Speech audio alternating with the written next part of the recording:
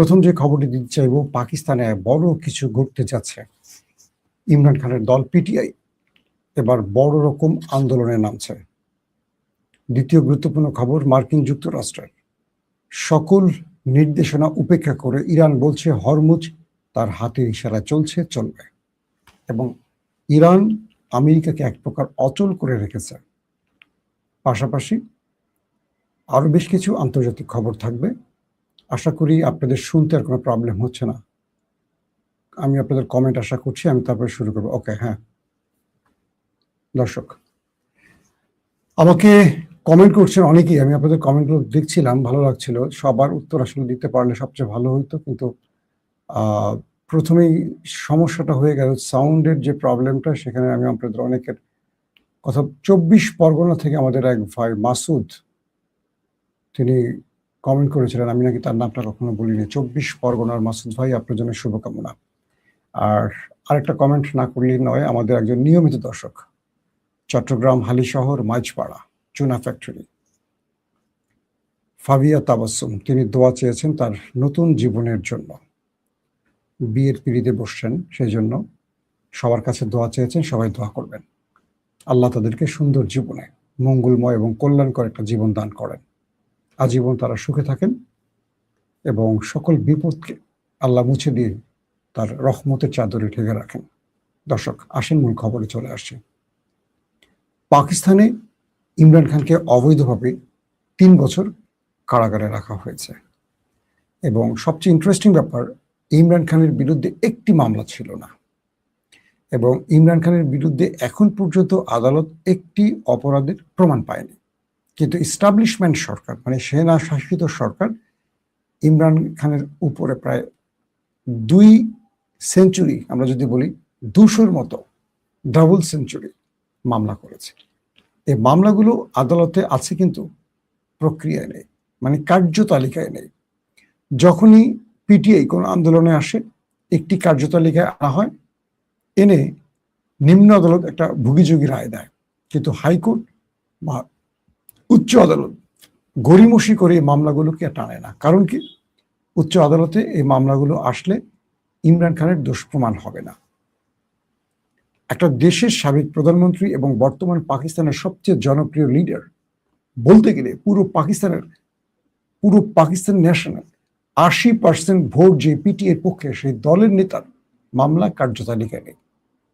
এবং সাম্প্রতিক সময় তিনি বেঁচে আছেন না মারা গেছেন, এটা নিয়ে অনেক রকম তথ্য গণমাধ্যমে আসছে। কেউ বলছে এটা মিথ্যা, কেউ বলছে এটা সত্য। তবে সত্য মিথ্যা যাই হোক, ইমরানের সাথে ইমরানের পরিবার, তার দল, কোনো আইনজীবী অনেক দিন ধরে দেখা করতে পারছে না। প্রশ্ন হলো, আদালতের নির্দেশ থাকার পরও কেন তার সাথে কেউ দেখা করতে পারছে না? এর উত্তর সেনা শাসিত সরকার দিচ্ছেও না। তাই খাইবার পাখতুনখোয়ার যিনি চিফ মিনিস্টার সোহাইল আফ্রিদি, তিনি পুরো পাকিস্তানের জাতিকে বলছেন আজ জুম্মাবার রাত সবাই যেন নেমে আসে। কারণ আজ সোহেল আফ্রিদির সাথে ইমরান খানের জেলে দেখা হওয়ার কথা আছে, এবং ধারণা করা যাচ্ছে পূর্বের মতো আজও তাকে না দেখে, মানে তাকে আর দেখতে দেয়া হবে না, বরং ফেরত পাঠানো হবে। আদালত যে নির্দেশনা দিয়েছে ইমরান খানের সাথে কজন, কবে, কিভাবে দেখা করবে, সে নির্দেশনাও জেল কোড বা জেলার মানছে না, কারণ জেলার চলছে পাকিস্তানের ইস্টাবলিশমেন্টের নির্দেশে। তো আফ্রিদি আজকে বলেছেন যে, মানে সোহেল আফ্রিদি বলেছেন যে আজকে পুরো পাকিস্তানের জাতি ইয়াউমে আজাদি, যেটা তাদের, সেই ইয়াউমে আজাদির জন্য সবাই নেমে আসবেন। 2টো ফ্ল্যাগ বহন করবেন, একটা পিটিআই ফ্ল্যাগ, একটা পাকিস্তানের ফ্ল্যাগ। যেহেতু আজকে অজস্র না, আজকে লক্ষ লক্ষ মানুষ রাস্তায় নামবে ইয়াউমে আজাদির জন্য, তো সেই হিসেবে বুঝতে পারছেন তো, পাকিস্তানের জন্মের তারিখ 14 আগস্ট, সেটাকে ইয়াউমে আজাদি বলা হয়। আর ভারতের 15 আগস্ট। আর আমার জন্মদিন 2রা আগস্ট, যদিও আপনাদেরকে বলিনি কখনো, তো বললাম আর কি, চামে। এখন বিষয়টা হলো যে এই 14 তারিখে কেন্দ্র করে আজ রাতে পুরো পাকিস্তানের জাতি রাস্তায় নামবে, এবং পাকিস্তানের স্বাধীনতা বা জন্মের যে ডেট, সেই ডেটে সবাই পাকিস্তানের জন্য মানে তারা একটা উদযাপন করবে, এবং এটিকে কোনোভাবে পাকিস্তানের এস্টাবলিশমেন্ট আটকে রাখতে পারবে না। ধারণা করা হচ্ছে পিটিআই এই সুযোগটি কাজে লাগাবে এবং পুরো পাকিস্তানে ইমরান খানের মুক্তির দাবিতে তারা আজকে সড়কে নামবে। আজকে রাতটা হবে পাকিস্তানের জন্য খুব টার্নিং পয়েন্ট, কারণ কত লক্ষ পিটিআই নামবে এই সুযোগটি ব্যবহার করতে এবং কি ঘটতে পারে সবার নজর থাকবে সেই দিকে। পাশাপাশি যদি আজকে সোহেল আফ্রিদির সাথে খাইবার পাখতুনখোয়ার চিফ মিনিস্টার তাকে ইমরান খানের সাথে দেখা করতে না দেওয়া হয়, 27 তারিখ অর্থাৎ এই মাসের 27 তারিখে 20 থেকে 25 লক্ষ জনগণকে নিয়ে তিনি লং মার্চ শুরু করতে যাচ্ছেন, সেই ঘোষণা আসছে। অর্থাৎ পাকিস্তানের রাজনীতিতে পিটি নতুনভাবে আবার রাজপথে নামার ঘোষণা দিয়েছে এবং বলা হচ্ছে যে পাকিস্তানের জাতি ইমরান খানের মুক্তির অপেক্ষায় থাকলেও আমাদের দেশের মতো আর কি, যে এই জাতি সেনাবাহিনীর বিরুদ্ধে দাঁড়াতে পারছে না। বাংলাদেশের শেখ হাসিনার বিরুদ্ধে দাঁড়ানো হয়েছে, 1400 বা 2000 মানুষ জীবন দিয়েছে, কিন্তু পাকিস্তানিরা প্রাণ দিচ্ছে অকাতরে। সত্য কথা, পিটিআইয়ের অনেক লোক মারা গেছে এই মুক্তি আন্দোলনের জন্য, কিন্তু নেতারা পালিয়ে যায়। যেমন বাংলাদেশের বিএনপি নেতারা সবসময় পালিয়ে যায়। এনসিপি বা বৈষম্য বিরোধীরা তাদের যদি ক্ষমতায় না বসাতো, আগামী 300 বছরও বিএনপি ক্ষমতায় আসতে পারতো না। এটা বিএনপি নেতাদের বক্তব্য এবং আওয়ামী লীগেরও বক্তব্য, এবং বিএনপি তাই ভেবেছিল। তো বৈষম্য বিরোধী আন্দোলন থেকেই আজ বিএনপি ক্ষমতায় বসে তারা সব আবার ভুলে গেছে। এটা খুব ইন্টারেস্টিং একটা ক্যারেক্টার।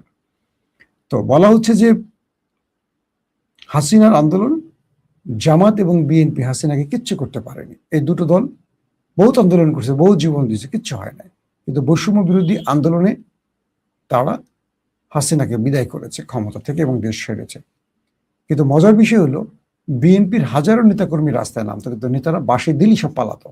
আবার সেই নেতারা এখন অনেকটা দেশপ্রেম শিখেন এবং তারা বড় বড় পদে বসে গেছেন। আবার সবচেয়ে বড় কথা, সেই নেতাদের চেয়ে বেশি বসে গেছে হাইব্রিড এবং আওয়ামী লীগ থেকে টাকা দিয়ে ঢুকে যাওয়া অনেক বড় বড় আওয়ামী লীগের এখন বিএনপি সেজে গেছে।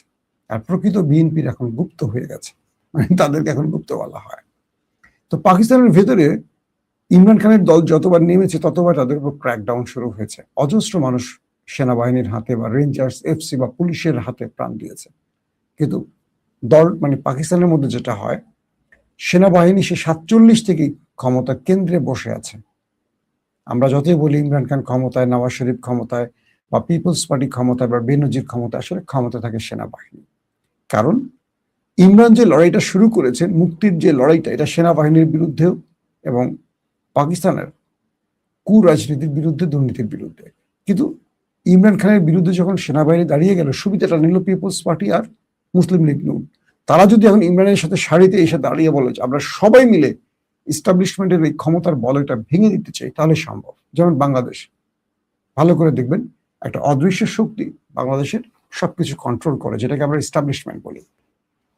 তাদের ইচ্ছাই কেউ দেশে আসতে পারে, তাদের ইচ্ছায় কেউ প্রধানমন্ত্রী হতে পারে, তাদের ইচ্ছায় কেউ সরকারে বসে, তাদের ইচ্ছায় খুন, গুম, ক্রস বা সব চলে। তো পাকিস্তানের অবস্থাটা ঠিক সেরকম। তো ইমরান খানের জন্য আজ রাত বড় কিছু ঘটবে পাকিস্তানে, এবং যদি আজকে ইমরান খানের সেই চিফ মিনিস্টার খাইবার পাখতুনখোয়ার সোহেল আফ্রিদি দেখা করতে না পারেন, 27 তারিখ পুরো পাকিস্তান লং মার্চে একটা বড় রকম আন্দোলনে যাচ্ছে। আসেন 2 নম্বর খবর আপনাদের জন্য। এবার 2 নম্বর খবরটি হলো আমাদের প্রেসিডেন্ট মিস্টার রাজব তাইয়িপ এরদোয়ানের। তিনি বলছেন আমরা তুরস্ককে সন্ত্রাস সমস্যা থেকে চিরতরে মুক্ত করব। কে বলছেন? রাজব তাইয়িপ এরদোয়ান। জাতীয় সংহতি ও সামাজিক সমন্বয় শক্তিশালীকরণ বিল পাশের কথা উল্লেখ করে রাষ্ট্রপতি রিসেপ তাইয়িপ এরদোয়ান আজ বলেছেন, সন্ত্রাসমুক্ত তুরস্ক প্রক্রিয়ার অংশ হিসেবে তুরস্কের সংসদ এই সপ্তাহে একটি গুরুত্বপূর্ণ পদক্ষেপ নিয়েছে। রাষ্ট্রপতি ভবনে অতিথিদের পিকেকে সন্ত্রাসী হামলায় নিহত তুর্কি সৈন্যদের পরিবারবর্গ এবং প্রবীণ যোদ্ধাদের সঙ্গে বৈঠকের পর এরদোয়ান এমন মন্তব্য করেছেন। পাশাপাশি তিনি বলছেন যে এই সপ্তাহে আমাদের সংসদ সন্ত্রাসমুক্ত তুরস্ক প্রক্রিয়া একটি গুরুত্বপূর্ণ পদক্ষেপ নিয়েছে, যা আমরা আমাদের দেশকে সন্ত্রাসবাদের অভিশাপ থেকে মুক্ত করার লক্ষ্যে অনুসরণ করছে। এটি হলো যে পিকেকে সাথে একটা আন্ডারস্ট্যান্ডিং হয়েছে এবং পিকেকে তাদেরকে বিভিন্ন রকম অফার দিয়ে সন্ত্রাসের পথ থেকে সরিয়ে নেওয়ার তুরস্ক একটা দুর্দান্ত সিদ্ধান্ত নিয়েছে। সেই সিদ্ধান্তের আলোকে তুরস্ক কিছু ভালো সিদ্ধান্তের পথে হাঁটছে, যাতে করে দেশের ভেতরে বড় কোনো আর সন্ত্রাসী কর্মকাণ্ড না হয়। ইরান বলছে যে আমাদের অনুমতি ছাড়া হরমুজ দিয়ে জাহাজ চলাচল কোনোভাবেই সম্ভব নয়, এবং ইরান সরাসরি বলছে যে মার্কিন যে দাবি তারা হরমুজ কন্ট্রোলে রেখেছে এটা পুরোপুরি মিথ্যা। এখন পর্যন্ত পুরো কন্ট্রোলে রেখেছে ইরান। আসেন বিস্তারিত কি বলছে আরেকটু শুনে আসে।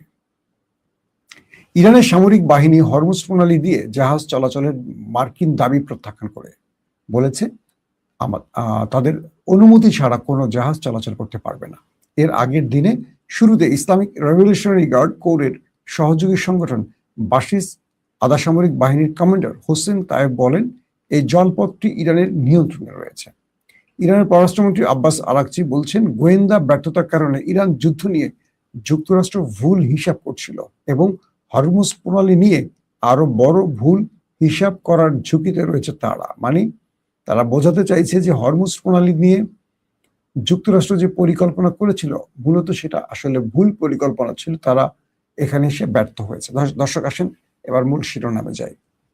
মার্কিন যুক্তরাষ্ট্রের প্রচুর সেনারা আত্মহত্যার ঝুঁকির মধ্যে আছে। মার্কিন কিছু গণমাধ্যম কিছু ছবি প্রদর্শন করেছে, সেখানে দেখা গেছে যে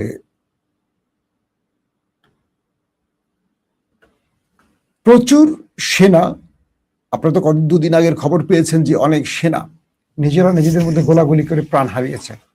তো এবার বলা হচ্ছে যে অনেক সেনা সুইসাইড করতে গেছে। কারণ কি? তারা প্রায় 1 বছরের মতো সমুদ্রে আটকা আছে, পরিবার থেকে বিচ্ছিন্ন, ঠিক মতো যোগাযোগ করতে পারছে না। তাদের খাবারের যে ছবি গণমাধ্যমে দেখিয়েছে আমেরিকার, সেই খাবারের মান দেখে বোঝা যাচ্ছে যে তাদের লাইফে কি ভয়াবহ দুর্গতি বা দুর্ভোগ চলছে। এবং এই যুদ্ধের নাম করে আমেরিকা তার সেনাদেরকে সাগরে আটকে রেখে তাদের উপর যে নির্যাতনটা হচ্ছে, এটাকে বা সহ্য করতে না পারে প্রচুর সেনা সুইসাইডের পথ বেছে নিয়েছে। অনেকে ট্রমাটাইজ, অনেকে মানসিকভাবে ভারসাম্যহীন হয়ে পড়েছে। অর্থাৎ ইরানকে নতুন করে মিসাইল মেরে তাদের শত্রুদের মারতে হচ্ছে না, অটোমেটিক খোদাই গজবে তারা শেষ হয়ে যাচ্ছে। কল্পনা করা যায়? এটাকে আপনি হালকাভাবে নেবেন?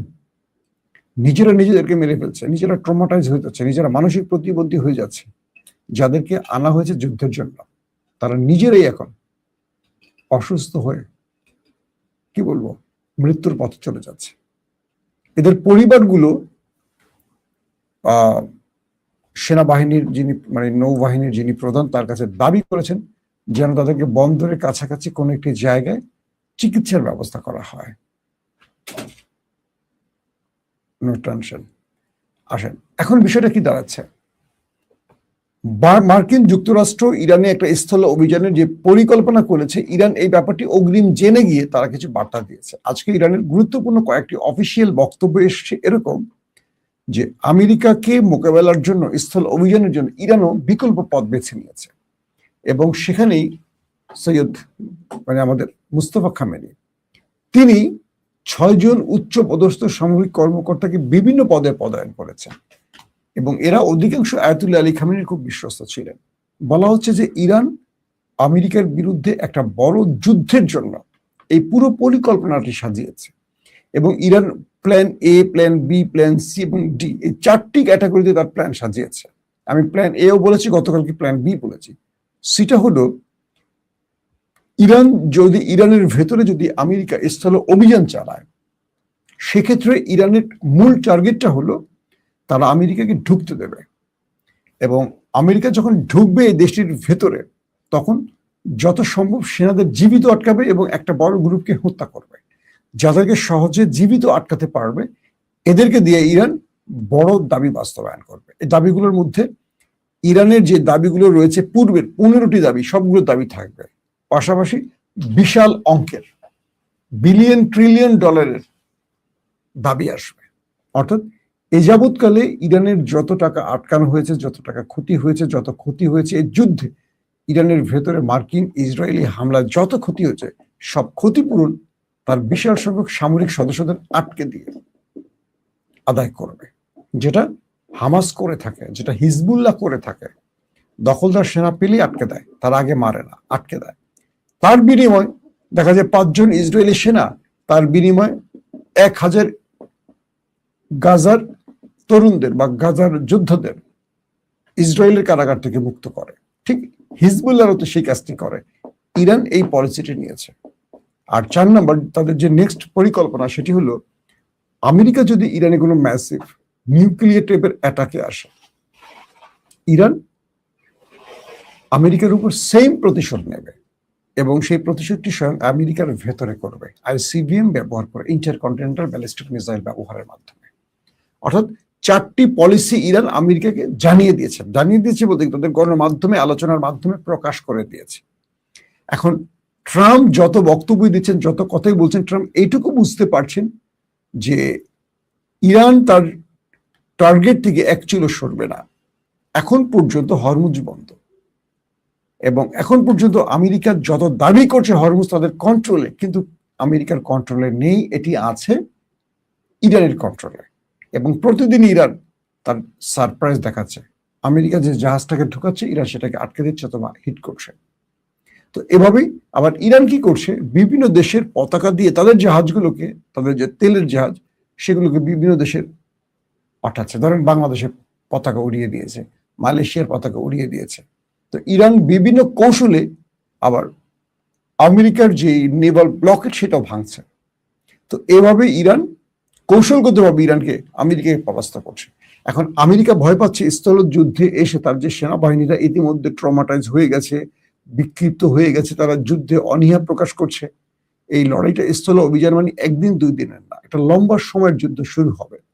পার্বত্য অঞ্চল বা চারদিকে পাহাড় বেষ্টিত ইরানে আমেরিকা ঢুকে গিয়ে সফলতা নিয়ে বেরিয়ে আসতে পারবে, এটার প্রশ্ন স্বয়ং পেন্টাগনের রয়েছে। পাশাপাশি ইরান বিভিন্ন গুরুত্বপূর্ণ পারমাণবিক প্রকল্পের আশেপাশে মাইন পুঁতে রেখেছে। যে পারমাণবিক চুরি করা বা ধ্বংস করার মার্কিন ইসরায়েলি পরিকল্পনা, এটা খুব সহজ হবে না তাদের জন্য, কারণ তারা নামার সঙ্গে সঙ্গে মাইনগুলো বিস্ফোরণ হওয়া শুরু করবে। তো এরকম কয়েকটা স্তরে ইরানের যে পরিকল্পনা, ইরান এই পরিকল্পনার মাধ্যমে আমেরিকাকে এই বার্তা দিয়েছে যে তুমি শেষ পর্যন্ত আমার শর্ত মেনে আমার কাছে আসবা, আর যদি তুমি যুদ্ধের পথ বেছে নাও, ইরান তোমার জন্য প্রস্তুত আছে। কারণ ইরান তোমাকে তার চেয়ে বড় সারপ্রাইজ দেওয়ার জন্য প্রস্তুত।